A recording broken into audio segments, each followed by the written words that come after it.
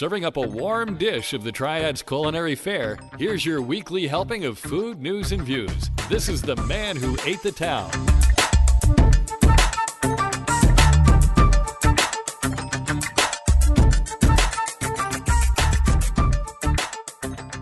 Hey, folks, and welcome to episode 160 of the Man Who Ate the Town podcast. This is for the week of July 13th through the 19th, 2020. My name is Tim Beeman. My name's Ray Morgan. And I'm Leah Metz. And we're opening the recipe box. Yeah. We're recording this episode of the Man Who Ate the Town in my house. We are practicing social distancing and using Zoom, sponsored by Bull's Tavern. Thanks, Danielle. Yes, thank you, Danielle. We have a few closings we need to talk about. First, let's talk. Paul's Fine Dining announced that it was not reopening. That was a surprise and not a surprise at the same time. Yeah, Marcelo Perello, who is Paul's son, has been looking for a new place, but to put Paul's, but hasn't been able to be successful in that. It's been open for around 31 years or so, and is now closing its doors permanently. Marcelo said that he hopes to do something to honor his dad's legacy, perhaps do a YouTube cooking show or something like that. And I'm not sure. I just hope something can help him in his search. Yeah. One of the big issues is they desperately needed to renovate that restaurant. Yeah. It was dated and dark. Yeah. And I know that's an expensive prospect, but I think that's why a lot of folks that were newer to town that came, Paul's is the place to go, but they're like, I don't like this decor. This isn't the atmosphere that I'm looking for. Yeah. It's like Leah and I have said several times, what is fine to one person is not necessarily fine for other people. Mm-hmm. Well, in the same line, kind of, Trade Street Diner announced that they are not reopening either. Freddie and Terry Lee announced that they were keeping those doors closed, but they are rebranding and reopening as Cibo Trattoria. Funny enough, many of Paul's main players are going to be doing their thing at Cibo Trattoria. Now, something here strikes me as bizarre, and I don't really know what that is. Something about Paul's announcement of their closure in Cibo announcing Paul's People and the Lees are opening this almost the same exact restaurant elsewhere within the day of each other. Clearly, there were some conversations happening behind the scenes. Yeah. Well, I've heard some happen a bit fast. Yeah, I've heard some talk, and I'm not going to go into it because I'm not in the business of spreading rumor. My name is not start with a C, and so I don't do that. But I am looking into some things now. Here's the thing. Did Marcelo sign off on this? And Marcelo isn't part of it, but he wanted to keep it going, but it didn't happen. Mm-hmm. Okay. So, and the things on this menu are a lot of Paul's staples. Again, Paul's itself is not involved with this. Yet Paul's People are taking recipes and other things to this new place. Now, I don't think this is necessarily Freddie and Terry being clandestine. I don't know there's anything is clandestine. I'm just saying that something doesn't line up right here, and I don't know what that is. So I'm going to just keep my ear to the tracks to see what I can It'd be great if we could get Freddie or Terry or some of those folks to come in and give us some background. How'd you get there? Yeah. What's going to happen with the new place? Yeah. Another thing that strikes me funny is leaving Delicios off the Journal's article about Cibo's opening. They mention the quote-unquote competition that they'd have from quote-unquote Italian restaurants in downtown as being Quanta Basta, Mission Pizza, and Cucino Forno. Now, some people will say that technically Delicios isn't, quote unquote, in downtown. Well, if we're going to split those hairs, I think calling Cugino Forno and Mission Pizza Italian is Yeah. not exactly right either. I love both of them. Let's not make any mistakes that I love them. I think they're great. Yeah. Um, Not a disparaging remark to say they're not a fine Italian dining restaurant. They're Right. pizza places. right. Great And pizza places. yes, you know, you don't see Burke Street Pizza calling themselves an Italian restaurant. They're a pizzeria No. that has But deli Delicios- stuff. Delicios is a full-on Italian restaurant. Yeah. Yeah. Now, do they consider Willows part of downtown? I mean, there's a brand new bridge connecting all of them on two sides, actually. And how about Meridian? How about Senor Bravo? Are you calling any of those downtown? I just think that it's wrong to leave Delicios off that list. Now, that could have just been, I think Michael wrote it. It could have just been him throwing together some people, putting them in there. But when you're talking about Italian restaurants downtown, yes, Quanto Basta would be one. Right. But you have to include Delicios. Absolutely. I mean, any of us that knows where Delicios is and has ever eaten there would say that's part of downtown. Yeah. Yeah. So, I mean, I know there are people who argue that Burke Street Pizza isn't downtown either, and those people would be wrong. The thing is, downtown isn't a physical boundary. It's the people in it. And how do people feel about it? Delicia, if you can walk, if I'm downtown, let's say I'm at the Wells Fargo building, the large phallus symbol, the phallus palace downtown. If I'm there and I can step out of there and walk to Delicios in 5 minutes, I'm still downtown. That's still something I can be downtown about. If Delicios was down on the other side of Old Salem, that's not downtown. Right. So I'm just miffed at that. I don't understand why we have to leave that off. Speaking of Delicios is opening their dining room back up. There are like 6 tables in there, and they will have patio seating as well. Delicios traditionally has stayed away from reservations, but they are accepting them and now actually highly recommend them, as I don't think they want a lot of people hanging around waiting for seats. Also, they are wearing masks and require that the customer does as well, anytime that they're not seated, including going to the bathroom, entering, or leaving the restaurant. Maria showed a picture and or a video, and it was only a few tables inside, and I know they're going to space the stuff out in the patio, and they've talked to their neighbors, the doggy style or whatever they're calling it, the old WAG pet store, and Wooden Thread there across, and the Alkali salon in the back, and all of them are cool with them setting their tables distanced, because nothing's in the very back yet, I don't think, where Twin City Hive used to be. The Hive had been, Yeah. So yeah, they've talked to their neighbors, and the neighbors are all like, yeah, cool, let's do it. And so that's good. So check out their Facebook page, and you can get their phone number, call and get a reservation if you're wanting to eat there. That starts today, the 13th.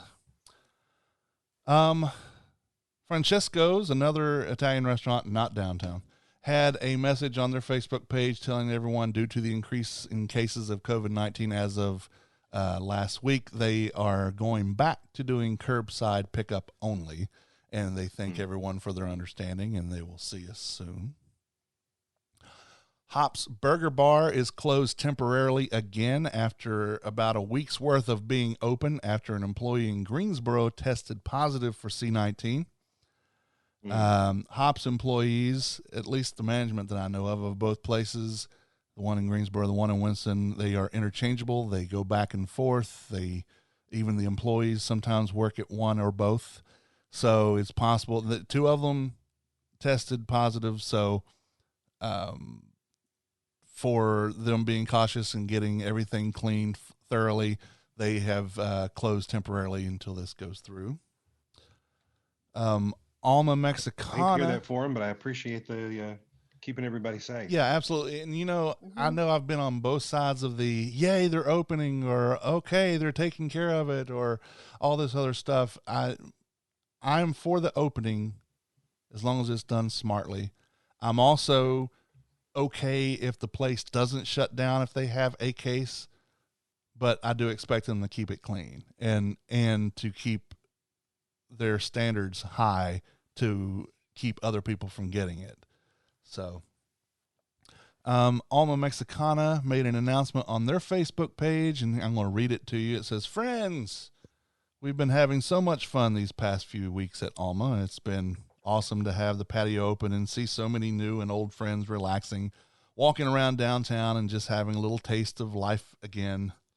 However, as we look to the future and try to strategize about the coming months in our business, we have to face the reality that Alma is too small to serve enough guests to remain open as a dine-in restaurant. Together with the current staff at The Porch and Alma Mexicana, we have made the decision to close Alma for the time being, allowing us to combine those two staffs at The Porch, where we will offer more days and hours for our customers.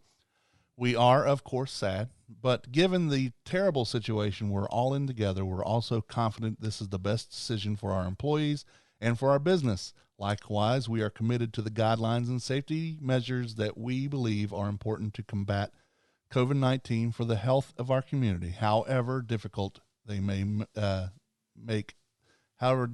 make this enterprise. Like so many things these days, there are no good options, only less bad ones. We trust that you understand that there are so many variables and unknowns when trying to make plans right now, and we hope to have your support when we reopen again one day, hopefully soon. Our last day of service for now will be July 25th, so you can still make a night of it. We'd love to see you.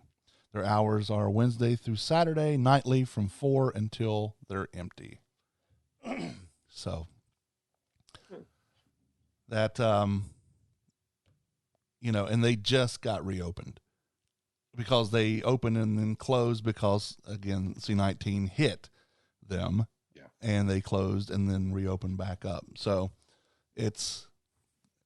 we're not out of the woods. People need to stop calling this a hoax. They need to use their masks. They need to wash their hands. They need to stay out of people's faces. I don't know. Get with the program. It's odd that people who don't want to wear masks and who believe this is a hoax tend to be of a particular political bent. Mm-hmm. And I keep saying this virus doesn't give a flying flip about who you want to vote for. Right. It doesn't care about any of that. You're just fertile ground. Mm-hmm. So don't be stupid. Don't listen to politicians who are trying to influence you in a particular direction. Pay attention to the smart people in the room going, hey, this is a virus. This is deadly. The same people who don't want to wear masks, believing that it's treading upon their free speech sensibilities, are the ones who are voting for voter ID to keep people from expressing their constitutional right of voting. Yeah. I'm not going to get into a recognize that political it's all rant. wrapped up. Yeah, I'm not going to get into that rant. It's just the way it is. Yeah. It looks like. and- Go ahead, Leah. Well, and it's amazing to me. So I live with a doctor who works with some things, Yeah. and the amount of our friends there are a number of our friends who don't believe in this. And I'm like, have you not seen what we've been doing? And do you not know what Mel does? And so it's important. Yeah. And so, in that instance, it sometimes blows your mind that you're like, wow, it, you know, wow, just how could you not? Here is an expert, and here are the things that we're doing to be cautious and careful, and it does exist.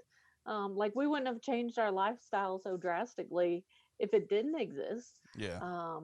And so, yeah, it has been interesting to watch people who don't believe that all this happens, and then it's also, it's striking to me, and hits my heart when I look at these businesses, uh, especially food businesses. To here they are still having to pay rent, having to pay electricity and water and all those things, and not being able to make any money is just Yeah.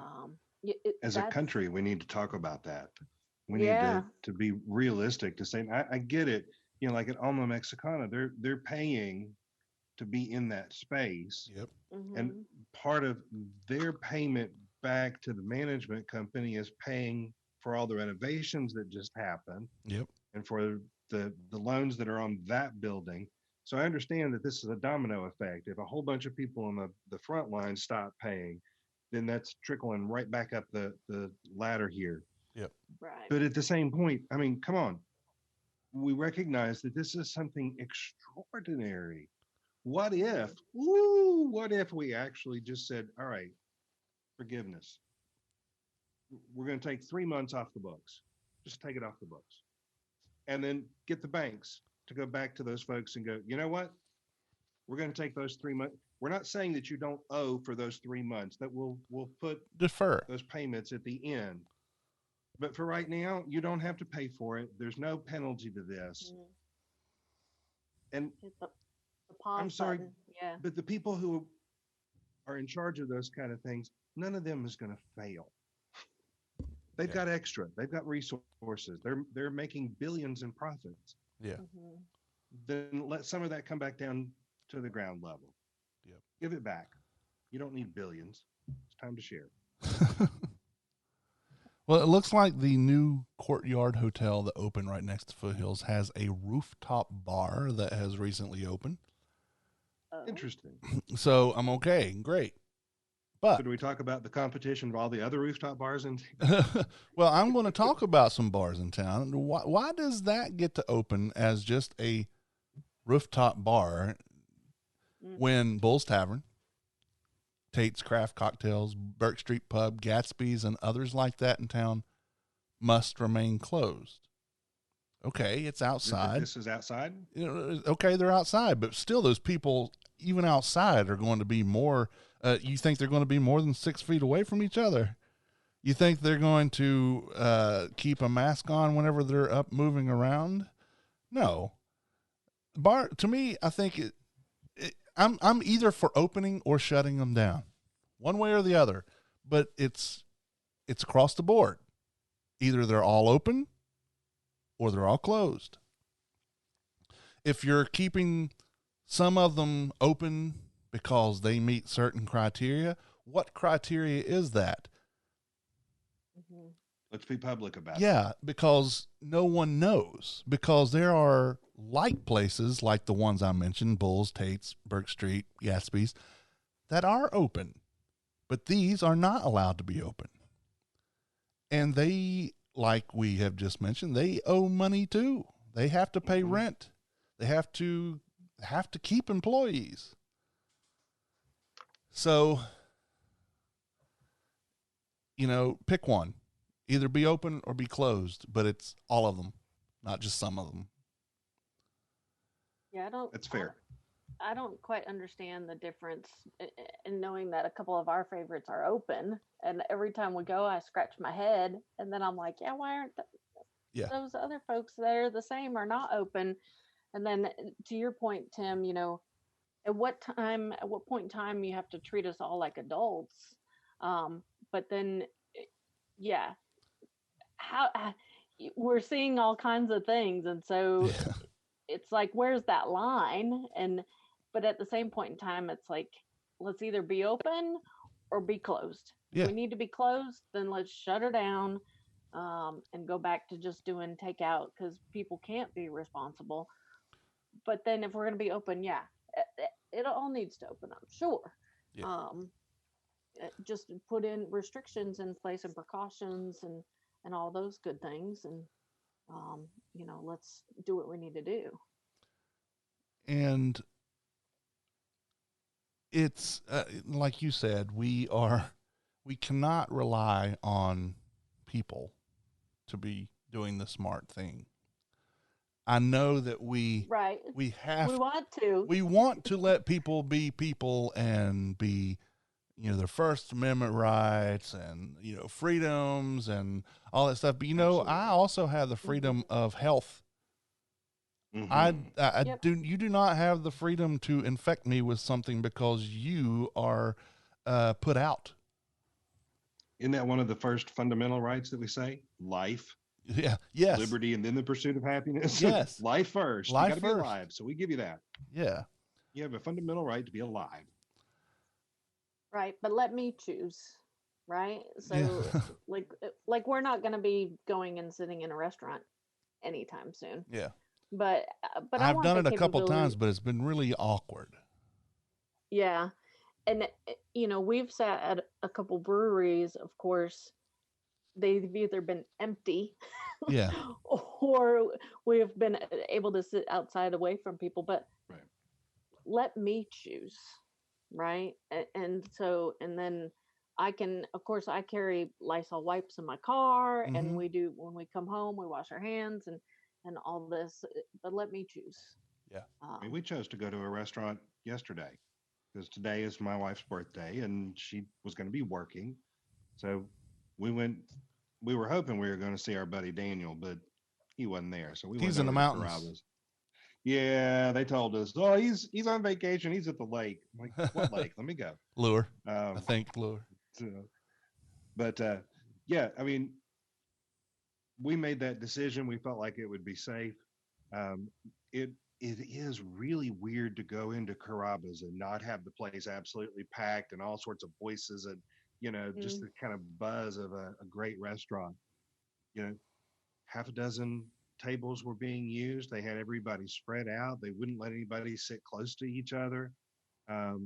Waitress always had her mask on, and it wasn't one of those, I'm wearing my mask down here around my chin. Mhm. It was Yeah. appropriately worn across her nose and her mouth. We felt really comfortable about the entire situation. So, I hear you, Leah. I've got folks that I know that are like, I'm not going to a restaurant now. I might pick it up, but I'm not walking in there. Yeah. Yeah. Well, We and go if ahead. you feel comfortable going and sitting in a restaurant and doing that, then go and do that. Yay! I mean, Yeah. that's your choice, your decision. Yeah. Well, If I want to go to a bar, I ought to be able to go to a bar. yeah. And Right?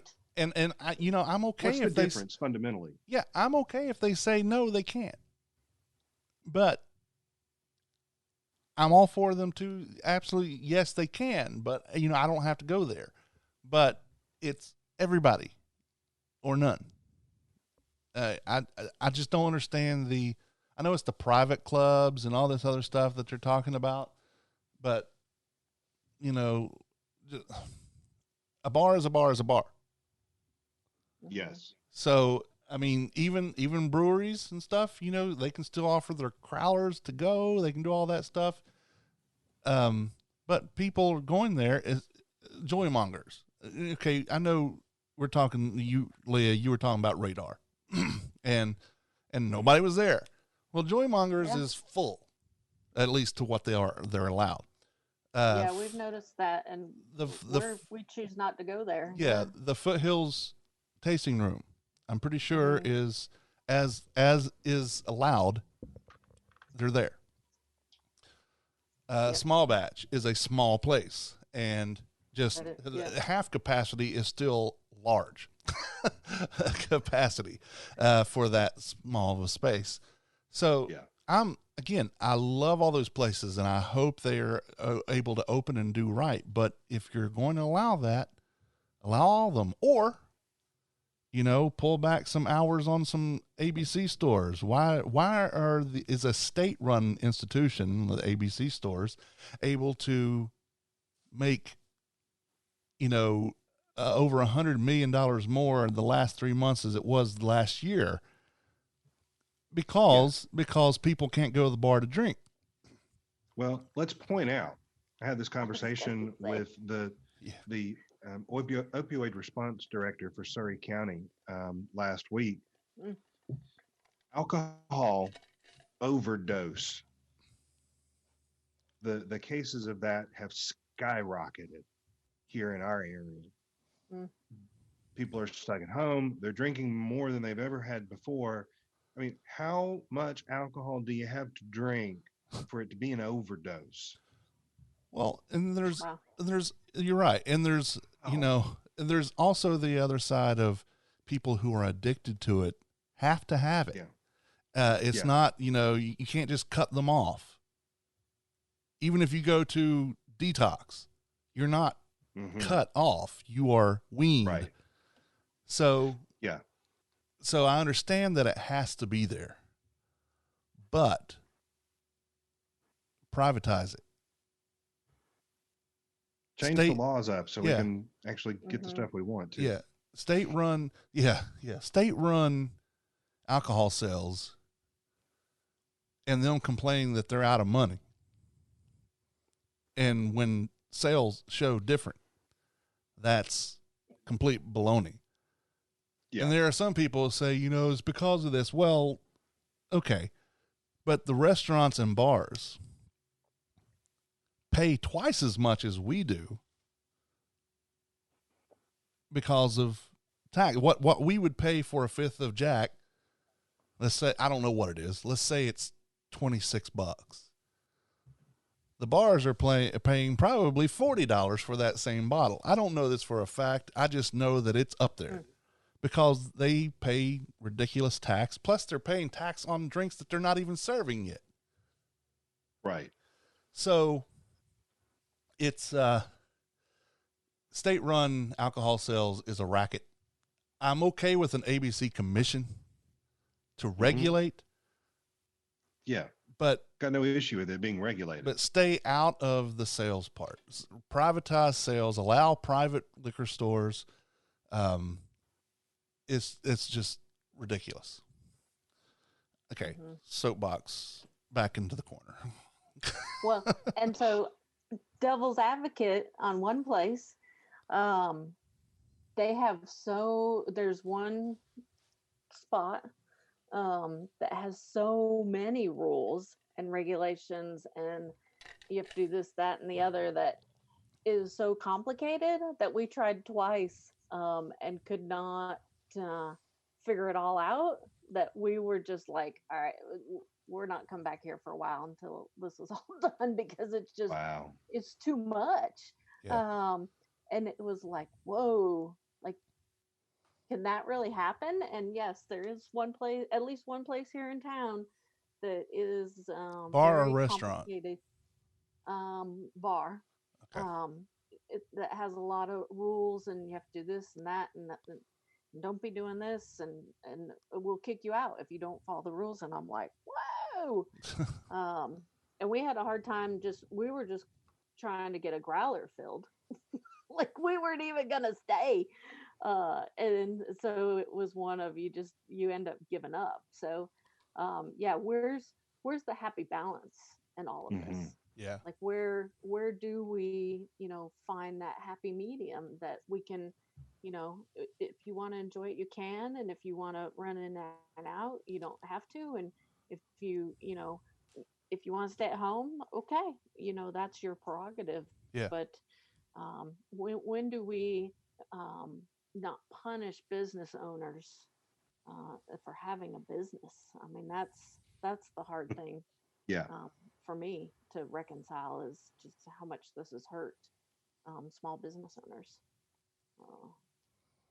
I mean, yeah, it's unprecedented. We're feeling our way through the dark on all of this. It's not like we've got a wonderful backlog of history that we can look back and go, oh, well, this is the way it's best done. Yeah. But that being said, yes, some of the decisions that are being made. It's like, what? Yeah. And at the same time, I mean, to, I guess, play both sides, devil's advocate there, that goes hand in hand too. I mean, it things are being made that we're like, what the hell is that all about? But we don't have a precedence. We don't know how to handle it because we've never had to. Right. Right. And that's that, and the aggression in the air with everything happening is, as someone said, it's palpable. And it's just, I'm really personally having a hard time with it. I'll be honest with you. And it's just, it's hard. It makes it hard to stand around to observe when everything's so rotten, you know.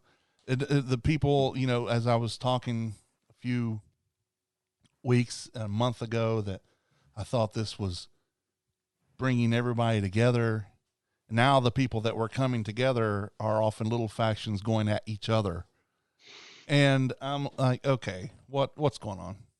And it's, you know, and don't like this, don't like that. We want you to speak. We want everybody to speak their mind. Unless we don't like it, we want you to shut up. Yeah. Yeah. So it's, if you don't quite agree with me, then no, I didn't mean you. Sit down. Yeah, absolutely. We want equality for everyone, equitable situations until you disagree with me, and then we have to separate again. Yeah. Suddenly I'm at a disadvantage. No, I didn't mean for that to happen. Yeah. So Camino Bakery has reopened its coffee shop in the Baptist Hospital after being closed since March. So welcome back to them. Good deal. Leah, I hadn't told you these because I finished them right before we started this call. Well, and I'll tell Mel that they're back open because she likes to go over there and get coffee. So nice. The Cowboy Brazilian Steakhouse is back open every day, carry out or dine in. You know, we noticed that this past weekend, and I'm thinking, how is Cowboy going to do that dine in? Well, they restrict the number of people that can be in there, and all the gauchos have to wear masks. And people aren't allowed to. I mean, the salad bar worries me, but them delivering the meat doesn't really worry me because the gauchos can wear gloves or whatever, and you use tongs to grab your meat, so it's not. Right. Yeah. You're not touching it. Right. Like I said, the salad bar does kind of concern me, but I don't know. I don't know how that goes. But they are open, and you can. For me, it's more confusing how they're going to do the carry out. I mean, the whole thing is, give me more. Yeah. Yeah. And I'm going to keep getting more and more and more and more until, okay, and I can't have anything. Yeah. Lighthouse is open for takeout and dine in with limited hours. They're open from 7 to 3, Monday through Friday only. Good deal. So, Leah, I know you probably haven't had a chance to check your side of the list today, but is there anything that you know of already that we haven't talked about? no, I think that you've hit on all of them. Okay. We had a couple that were just closed for vacation. Yeah.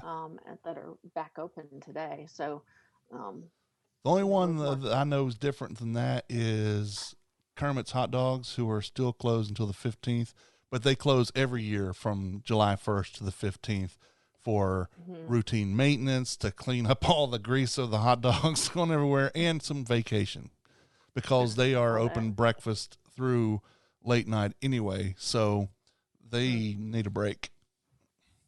Yeah. And it seems like an ideal time to go ahead and take that break. And so, but it looks like folks are back up online. So, no, I think you hit everything from my end. Okay. So far, if I come across something, And just so red alert. people know, just if something comes up, keep an eye on the manwhoatetown.com or the Facebook page for any updates, because I will share that if something comes up. Yeah, that makes sense. Let's see. Let's do some food holidays in history. Let's. Today is the 13th of July. It's Whitney Morgan's birthday, so happy birthday to Mrs. Ray Morgan. Whitney. Woo! Happy birthday. It's National French Fries Day, which I'm a fan of, and it's Beans and Franks Day. Frank them beans! Frank them beans! Oh, that's hilarious. I couldn't wait to use that one. I'm gonna do it again. Frank them beans! Frank them beans! In 1568, on the 13th, the Dean of St. Paul's Cathedral developed a method to bottle beer. Thank him for that. Well, thank you for that. Life has been forever changed. That's almost worth marking on my calendar to yearly celebrate this day. And I feel like I know, right? I feel like I must drink a beer and in the honor of the Dean of St. Yeah. Paul's Cathedral. yeah. Yeah, that's God bless. Amen. Hallelujah. that's Amen. All those 400 good and things. 482 years, I think, or 472 years. Wow. Yeah. In 1921, Christian K. Nelson and chocolate maker Russell C. Stover enter into an agreement in Des Moines, Iowa, to produce and market Nelson's Scream Bar. The name was later changed to Eskimo Pie, which is ice cream coated with chocolate, Ray. It's really good. In 1926, Taggart Baking Company registered the Wonder trademark for bread and cake.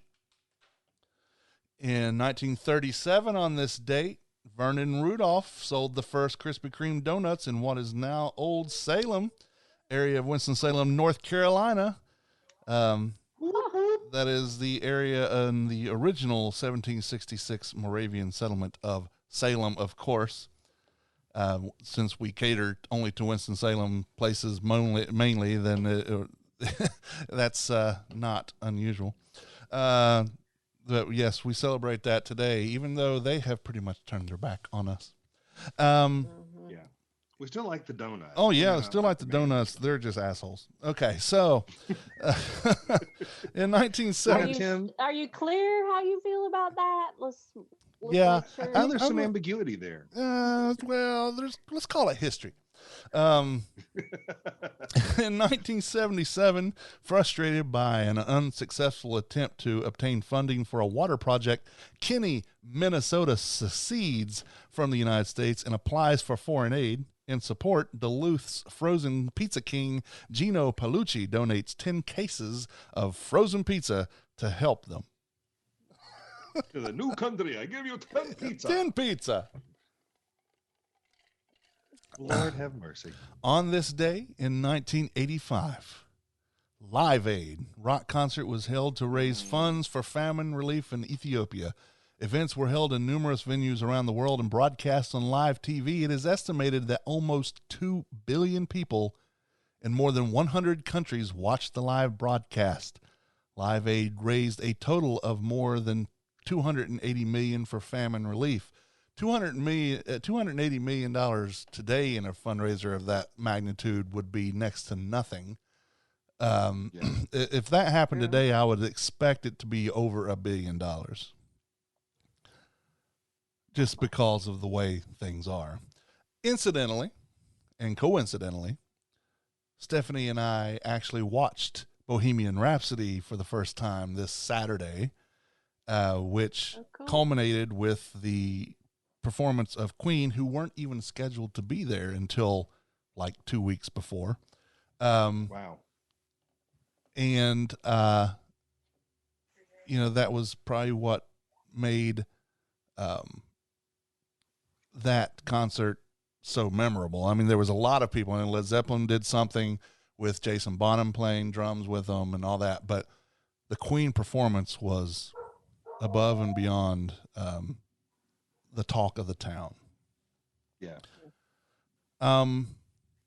oddly enough, too, Saturday night when we watched that, I looked at Facebook and there was posted just that day a video of me doing bicycle race from Queen, because that was, I believe, the anniversary of us doing the Vagabond Saint show to open the Ramcat just a couple of weeks prior. And so people know the planned summer concert series for Vagabond Saints was going to be Live Aid, but that got canceled because they're not doing any of the shows. But I was looking forward to that. I was wanting to be part of it. I was going to be part of it.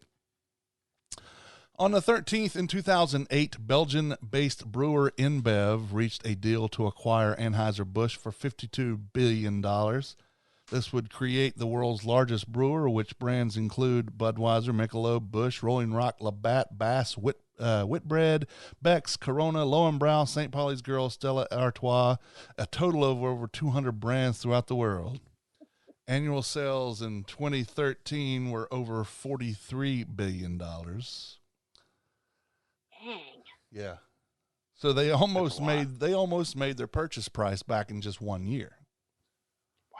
That's more than paid for itself, but in 2013 alone, it was almost the purchase price. Yeah, so that's sad because macro beers, big beer, just disappoints me because it's usually subpar and crap. So, I mean, look what I said: Budweiser, Michelob, Busch, Rolling Rock, Labatt. Yeah, I mean, as you ran down that list, it was like, I know all of those. I don't drink any of those. Yeah. I might, Stella Artois gives a lot of stuff to local charities and things. I'll drink those when they're doing it. Corona's all right. Beck's is awful.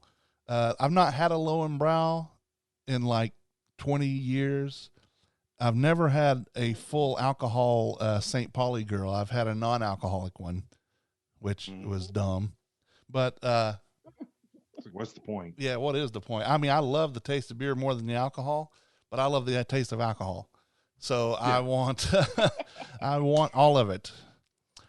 On the 14th of, what is this, July, it's National Grand Marnier Day, which, as we know, Grand Marnier is my favorite alcoholic beverage ever. Leah, you weren't with us last year when I talked about this. Stephanie and I got married in Edinburgh, Scotland. And so every night, from Edinburgh to London to Paris to Bruges in Belgium, every night I ended my night with a snifter of Grand Marnier. And having Grand Marnier in Paris, where Grand Marnier is made, did it taste any different? No, it's just great stuff. But it was being there, It's like having scotch in Scotland. It's like, it's being there. So. And your Jack Daniels in Kentucky. That's right. Exactly. We drank, we came across Belgian beer in France trip last year, and that ruined us. Because that's just some good stuff, and we were close to where it was being brewed, and it's like, and we had when the final leg of our honeymoon was in Bruges, Belgium, and they have a beer museum. And we partook in the museum. So we're planning a Belgian beer tour. That's what we hadn't started planning it, but we grand dreams to go and just go try all the brew and. Yeah, we're certainly wanting to go back because if you get a chance to go to Bruges, highly recommend Bruges. I will say it stinks, but it's beautiful. If you can handle the smell, everything else about it is wonderful. But before you go, watch the movie In Bruges with Colin Farrell, Okay. Brendan Gleeson, and Ray Fine.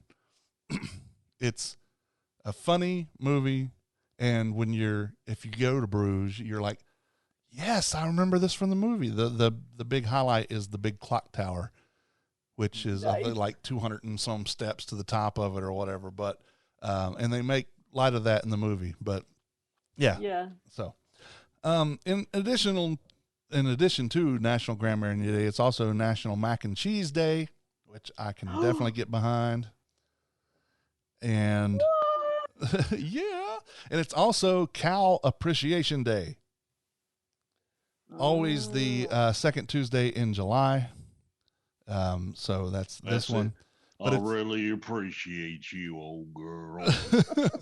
But it's been postponed for 2020. The new date is to be determined. What? Yeah, How yeah. did we not have Cow Appreciation Day on this day? And It's what gotta happen and on what that Cow day. Appreciation Day really is somebody wears something cow-like and get a free entree at Chick-fil-A. Oh, well. So I don't think we're going to Chick-fil-A anyway, so it doesn't matter. I was gonna say the cows. They don't know do they know what's going on in the world right now? I don't. I No. mean, Probably not.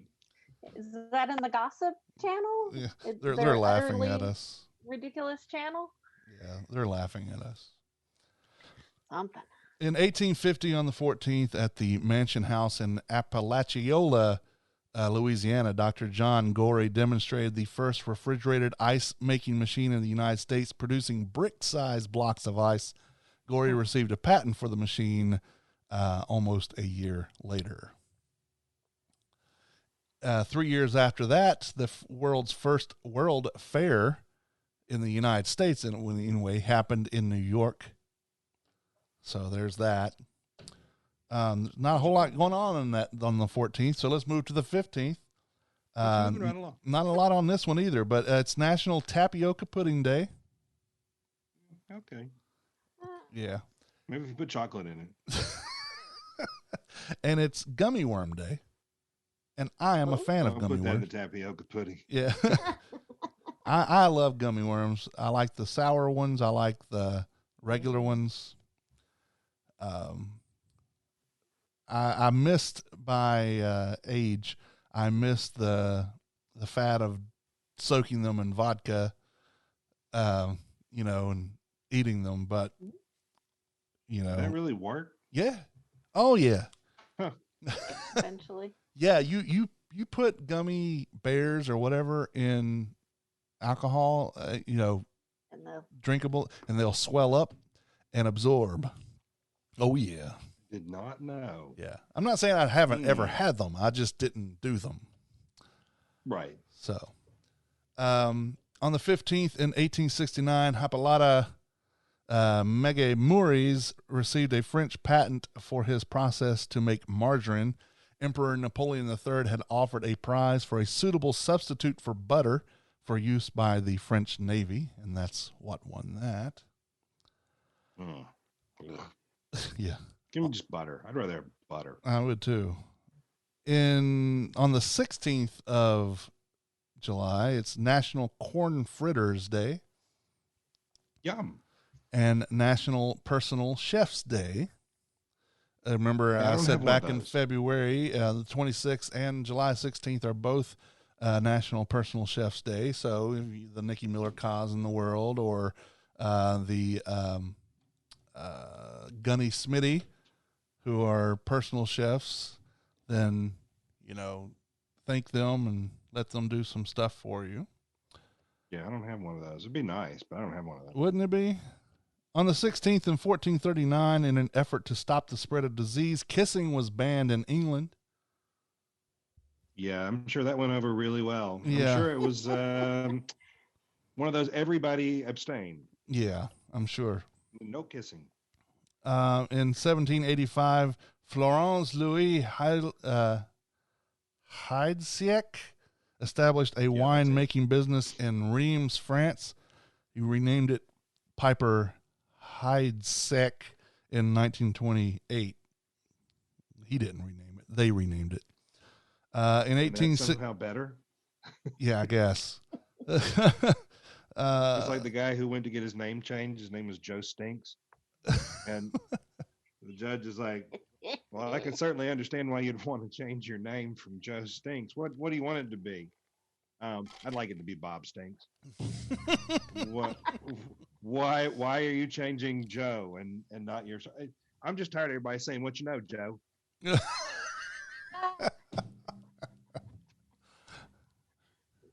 Nice. Thank you. Say, where Thank is you. it? Where is it? Yes. We have initiated sound effects. In 1867, reinforced concrete was patented by F. Joseph Monnier. He was a Paris gardener and developed reinforced concrete to use in garden tubs, beams, and posts. Who knew? We all do now.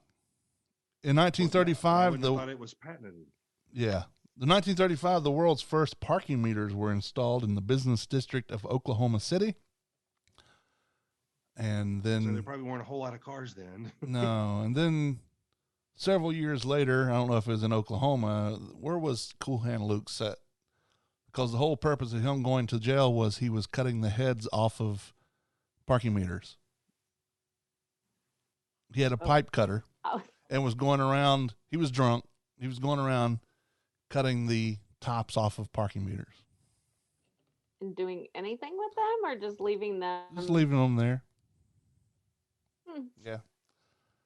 Okay. What we've got here is failure to communicate. It was set in a fictional Florida chain gang camp. Okay. Florida. It looked like Oklahoma. Well, oddly enough, apparently they never filmed any of the scenes in Florida, but that was supposed to be where it was set. Was Yeah. fictional Florida prison king camp. In 1951, the controversial novel Catcher in the Rye by J.D. Salinger was published. Nice light read for bedtime for the kiddies. Yeah. Yeah. I read it in 24 hours. Did you? I read it in 24 hours in 2008. I So didn't. you weren't cramming for a class then. No, I didn't. I didn't have to read it when I was a kid. You know, which people know me. I hate reading, but it was something. It was a short story, and once I got started, I'm like, I'm just determined I'm going to finish. I finished Carrie from Stephen King in a day as well. So, I finished the very last of the Harry Potter series in a day. the whole Deathly Hallows. Yeah, start to finish. I picked it up on Saturday morning, and Sunday morning around that same time, I finished. It took me 24 hours. That's all I did. Jeez, I man. took, carrying the book to the bathroom, carrying the book to the kitchen, making a sandwich, eating the sandwich, going back and sit down. Yeah, I didn't do anything but just read that book for the entire day. I didn't know. I didn't know. That's some commitment there. I have to That's break this to anybody who may have borrowed a book from me. But with the exception of probably the last 3 chapters of every Harry Potter book was read entirely in the bathroom for me, because that's the only time I could sit down long enough to do it. So I would read a chapter or 2 at a time and then move on. So that everybody knows. What a highlight for the day. What might have just been a low light turned out to be a highlight. Yes. What a great idea. Yes. We need a new series for you. Says the person staring at me who borrowed a book from me. Right. So, I'm cracking up. I'm noting this right now. Don't borrow or let Tim borrow any of my books. Period. I can see it now. Tim's top 10 bathroom reads. well, the funny thing is with that, I used to also read this series called Dr. John or whatever's Bathroom Reader. And it was, I'm a big fan of trivia and useless information. and it was a lot. It was called Dr. John's Bathroom Reader, and it was just a lot of useless information. And it was designed just for a quick read to get through something, so you're not stuck on the toilet, getting up with a ring around your butt. But so, and I also read this thing. God, don't picture. Damn, it's too late. But I also read these things called imponderables, and I can't remember the guy who wrote them, but it was okay. So, do penguins have knees? How does an astronaut scratch an itch? Things like that. How does an aspirin know where the headache or where the pain is? Just things like that. Imponderables is what they were called. And I have a whole series of those books, and they've been in storage. So anything that may have been on those books has died. So, Except for all the fecal matter that still covers it now, other than the germs that they're dead. But the crap is Don't worry about it. Yeah. Would you like to know? But No. I've got Just heavy no. rubber gloves. Sure. Yeah. I've got a hazmat suit. I'll read that book. In 1967, Arlo Guthrie performs a new song, the 20-minute Alice's Restaurant, at the Newport Folk Festival. Love that song. Nowhere near Thanksgiving, but that's when everybody plays it. I know I do. I have it on CD and I have it on vinyl. And I make sure every Thanksgiving morning I get up and I play really just a side A, because it's 20 minutes of Alice's Restaurant. Yeah. But every once in a while I'll turn the other side over and listen to side B. There's good stuff on it. But now, wasn't the whole thing set at Thanksgiving? It Weren't they was. having dinner together. Well, That's half what of started it it? was the events leading up to what he really came to talk about, as he says in the thing. I didn't come to talk about that. Was set on Thanksgiving. So in 2000, Kill. son, you're in. In 2004. kind of man. In 2004, the city manager of Key West, Florida, fired its official chicken catcher. In 2004 now, right? Armando Chicken Pera. catcher. Armando Pera was hired in January to catch and relocate some of the more than 2,000 wild chickens that roam this small island city. They did not feel he would meet his contract quota to relocate 1,000 chickens by September. Well, I know how to help you relocate some of them there chickens. Mm-hmm. Just relocated to my dinner plate. Yeah, called Pretty good. Crisco. Yum. Crisco and panko breadcrumbs. But you better cook that chicken good. You don't know where they've been. Yeah, that's right. I bet it's tough though, the wild things like that. On the 17th, it's National Peach Ice Cream Day. Ooh, yum. In 1861, on the 17th, Congress authorized the Treasury Secretary to issue the first paper currency called demand notes to finance the costs of the Civil War. In 1955, Disneyland opened in Anaheim, California on the 17th. In Tim 1960, marks that day with reverence. yes, not so much as I do October 1st, 1971 and October 1st, 1982. Disneyland and Disney World. No. The 1971 on October the 1st was the opening day of the Magic Kingdom. And 11 years later, Epcot opened on the same day. Yeah. Um, So, what's Walt Disney's birthday? Walt Disney's birthday, December, I think. December. I would have thought there would have been a shrine. That maybe Oh, had his no, birthday, no. all, Some engraved. So candles you would and- have memorized that. You would think that. And chances are I probably knew that before. I know he was born in 1901. Mm. So, Yeah.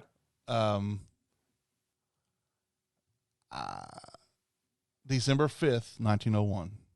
And I was thinking the 5th, but I didn't want to say it and sound stupid. He died on December 15th, 1966. Ooh, that was the year I was born. So he didn't get to see Disneyland open, the Magic Kingdom. He saw Disneyland because he was there, but he did not see Disney World. His brother Roy, see, he was just in the starting phases of this when he died, of the Florida Project, as they called it. And a lot of Reedy Creek stuff, because they made fake companies to go in and buy up land, because if the residents knew that it was Disney, the price would have gone up. So they went in basically and stole a lot of, no, didn't steal anything. They paid for it legitimately, but through, they went through stealth. Yeah. False companies that were legitimate business ventures. They made them that way. That's why even the power company is the Reedy Creek Power Company, and Disney is its own city and its own, electric company and waterworks. So their own zip code too, aren't they? Yeah. And the thing is, you know, if Universal wants to build anything, they have to go through. Go to Disney for power. No. They have to go through all the. That would be funny. They have to go through the city of Orlando to get all that stuff done. If Disney wants something done, they just approve it for themselves because they're their own municipality. So they don't have to go through it.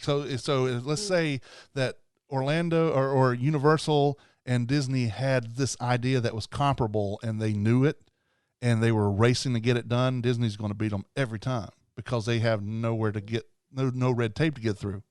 Yes, let's build it. Only thing they have to do is the county inspections, but that has nothing to do with whether it's allowed to happen or not. Right. So, wow. Yeah. That was smart. Yeah, it was. That was smart. It was really looking ahead. Yep. In 1968, on the 17th, brewery workers in Ontario, Canada, ended a 3-week strike for higher wages, which is good. On the 18th, it's National Caviar Day. Now, I've never had caviar. I've had roe, which is what caviar is.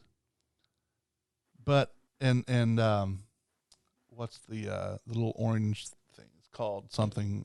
Little fish eggs. Yeah, it's on sushi. Masago. I've had that. Masago. Yeah, Masago and roe and all that stuff I've had, but I've never had full on caviar. And I'm okay. I would eat it if somebody had it, but I'm not going to go spend that kind of money for that. No, I'm with you on that one. Yeah. Leah's being all quiet. She's like, "Yeah, I've got 3 cases of it here in the refrigerator." It's because she's rolling in it. I don't need any of that. Because you're rolling in it, right, Leah? I don't think so. Do you eat escargot or anything like that? Do you eat sushi? Love sushi. Yeah. I've had an escargot. I love escargot. Cumberland Cafe that used to be here in Winston-Salem. It was the first place I ever had it. It was it was very good. On the 18th in 64 AD, just a couple of years back. Wow, okay. Yeah. The Great Fire of Rome begins and burns for a week. Rumors accuse Emperor Nero of ordering the burning of the city while he played his lyre, as 70% of the city was destroyed. I don't know that I believe that, but that's the story. I wasn't there. I can tell you, but I wasn't there. Yeah. In 1867, 36 inches of rain fell in 36 hours at Sauk Center, Minnesota. It's an inch of an hour. That's a lot of water. There's a community that's moist. Yeah. Moist. In 1936, on the 18th, let's not use that word. In 1936, on the 18th, the Oscar Mayer Wienermobile is invented. It's basically a giant hot dog on wheels, invented by Carl Mayer, nephew of Oscar. It was built by General Body Company at Chicago, Illinois. There are now a fleet of 6 of them. It's really hard to talk when you're biting your tongue.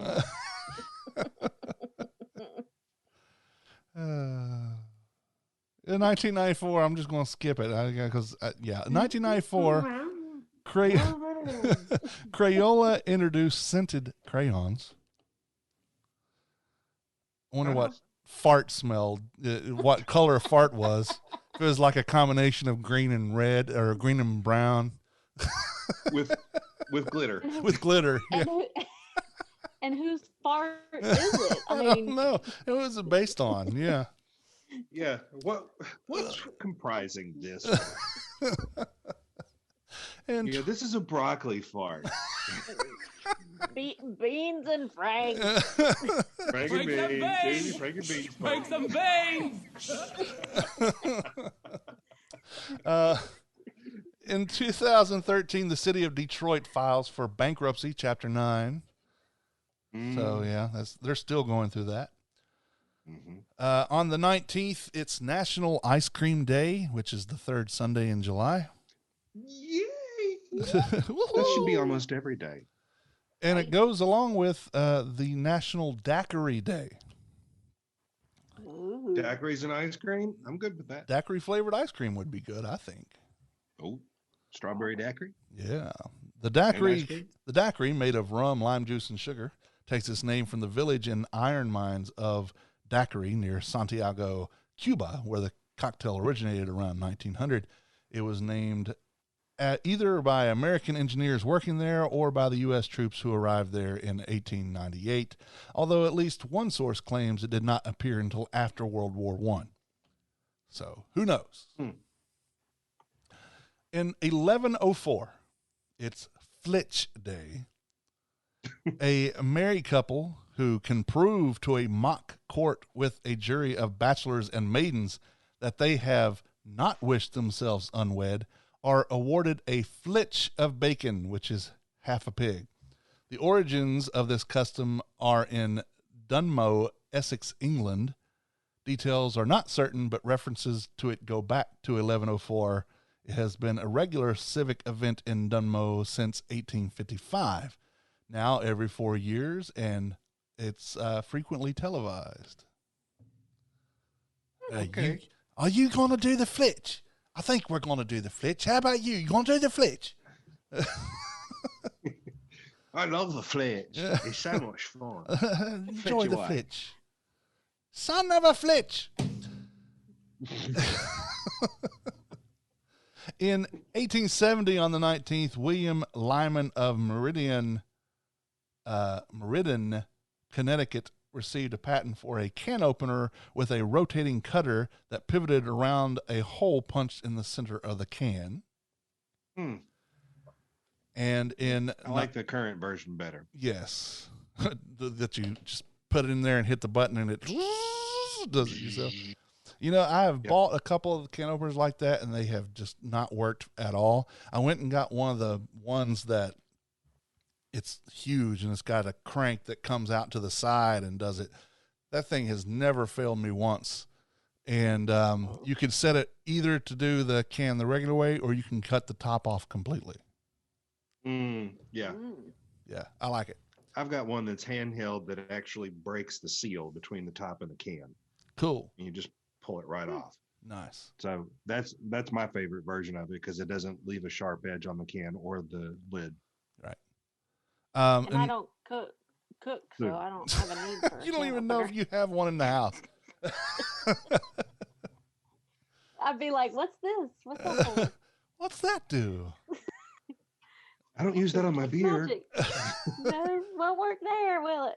The only thing, the can openers that have all the other things on it, like the little hook that you can open your beer with, that's the only way she would know if there was one. Yeah, that would be the only way I would know. In 1921, the official start of prohibition of the manufacture, importation, and sale of liquor in Ontario, Canada began. Boo. Those were dark days. Those were dark days. So that's your food holidays and history for this week. Special thanks to James Ziegler at foodsreference.com for making us chuckle, roll our eyes, make Tim geek out on Disney trivia. and and go doesn't take into much. long diatribes about other shit that we really don't care about. So, the Man Who Ate the Town podcast is part of the Less Desirables podcast network. Along with this podcast, you can listen to Less Desirables, The Beer Dads, Fan Interference, Apartment 5B, Beeswax, Final More, Sipping NC, Wheeler's Dog, and Asylum Tales from the Devereaux Diary podcast. And you'll have to go to the That sounds interesting. Facebook page for that. That is the title of the KISS podcast that my cousins and I are doing. So how the name came about, you'll have to listen to find out, because that's a long story. You can find all those podcasts and their latest episodes on the network website and directory, tldpodnetwork.com. You'll also find social media links for each one there as well. We greatly appreciate if you visit our sponsors, just like Ray and Whitney did yesterday. Carrabba's Italian Grill, located 587 South Stratford Road. This is no chain. This is a responsible family of restaurants. Carrabba's and their owner partners take the communities they serve very seriously. It's in their mission statement even. And for us, having a fantastic franchisee like Daniel certainly does not suck. Follow Carrabba's on social media and on carrabbas.com. What'd you have, Ray? I had the chicken marsala with the garlic mashed potatoes. That was just excellent. My wife had the Tuscan sirloin steak. She had the Caesar salad as a side dish, or as your starting dish, and then I had the soup, the Italian soup that they've got, the chicken soup. Yeah. Oh, that was so good. And you guys had the tomatoes, right? The caprese? Yes, the caprese salad. Yeah. Oh my gosh, that was so good. I saw So the picture of light. that. Yeah. That was just amazing. And actually, Whitney and I both were like, you know what? You could make a meal just out of that. Yep. Just have that mozzarella, the burrata, and then the cherry tomatoes and the onion with the balsamic on it with the fresh basil. Yep. Oh my gosh, it was so good. So good. It's a bit acidic, we had a but it blast. is, It was but it's so delicious. Yeah. Washington Perk Provision Company is located 301 West 4th Street. You'll find a little bit of everything there at the Perk, a chip corner, a deli to get your sandwich on the go.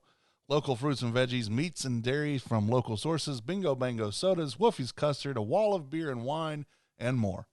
Washington Perk is better than the convenience store, not quite a grocery store. On Facebook there, Washington Perk, or at Washington Perk _DTWS on Instagram. The Humblebee shop is located 1003 Brookstown Avenue in the west end of downtown. You've not had good until you've tasted the treats and goodies that Brittany is whipping up in her shop, be it muffins, cakes, macarons, and more. Many things are vegan and gluten-free as well. The Humblebee shop wants to challenge your perception of Scratch-Made and leave you with an experience you couldn't possibly forget. For more information, follow them on Facebook and Instagram, or visit thehumblebeshop.co. That's SHOPPE.co. This is a reminder to all the listeners, and it's just good practice, not just for now, but for always. Wash your damn hands. Wash with water, warm water, and soap. Wash with that soap for about 20 seconds or more. Sing I Will Survive. Sing Hey, I Think I Love You from the Partridge Family. Sing whatever you want to. Just wash your damn hands. I don't know the words to that one. Make up a song. That's what I do. I've been known to do that. Yeah, I do. People say, I have friends that don't like musicals because they say it's unrealistic. I said, have you met me? Ask my wife. I walk through the house singing. I will sing to a bug on the floor. Oh, my goodness, there's a bug in the floor. I do that. I really do it. Nice. Me too. I walk through the house randomly singing stuff. They're like, you're so weird. Yeah. I knew that. Yes. Speaking of musicals, did y'all see Hamilton? Not yet. I'm going to, though. It's on Disney Plus. I have Disney Plus, so that's on our list. It was probably that or Bohemian Rhapsody, and just by divine intervention, if you will, Ray, it was Bohemian Rhapsody this week. So maybe Sunday or Saturday we'll watch it, because we watch movies on Saturday, especially on this big-ass TV I got. Well, I'm going to tell you, Hamilton is remarkable. Wow, look at that. That thing's huge. That was a great. That was a great show. I was really impressed. I'm not a musical guy. Yeah. Like I'm not looking for musicals to watch. Yeah. But it was so well written and so well done. I mean, it just flies along. You are captivated start to finish. It's well put together. I am a huge musical fan. I used to have season tickets to the Blumenthal Theater in Charlotte for their annual Broadway Lights series, and it was just a matter of being broke that made me stop. But I've always been a huge musical theater and musical film fan. So yes, Hamilton I have been waiting for. I was not about to spend that kind of money in New York. But and especially $1,000 a ticket. Yeah. So now we're good. It's just, I got to get to it. So when you do, you will be glad you did. Awesome. Well, keep an eye on the blog and this podcast to find out more about the food news and happenings around town. If you have any food news, send an email to tim@themanwhoatetown.com, or if you don't want to talk to me, send it to Leah at themanwhoatetown or Ray at themanwhoatetown. You can also send it to me. I'll take it. Yeah, we can also contact us on, or you can, on Facebook, Instagram, or Twitter Instant Messengers. Like us on Facebook. On Twitter, we are manwho8 the town. On Instagram, we are manwho8 the town. And now we invite you to call and leave a voicemail for the podcast. Actually, any podcast on the TLD network. You can call 336-422-6862. That's right, 336-422. Leave a voicemail and we'll play it on the podcast again, 422-NUM or 6862. Well, that was a lot to go through. And again, I apologize for being on my soapbox. There's just a lot of stuff going down that I've seen. And I just felt I needed to pontificate for a bit. Got it off your chest. Yeah, I appreciate you both letting me have that forum. Hey, man, this is your world. We're just living it. You're just a squirrel trying to get a nut. Yep. Maybe two. Maybe two. Well, my name is Tim. My name's Ray. And I'm Leah. And we're closing the recipe box. Bam. Until next time, thank you for reading. Thank you for listening. Bon appetit. Yamas. Yamas. The views and opinions stated by me or any of my guests are solely those of ours and do not necessarily reflect the opinions of our hosting companies, distributors, enemies, friends, or relatives. This podcast is copyrighted and cannot be reproduced or distributed without express written consent of the man who ate the town, that's me, and Such Limited Inc. However, if you ask nicely, we'll probably let you.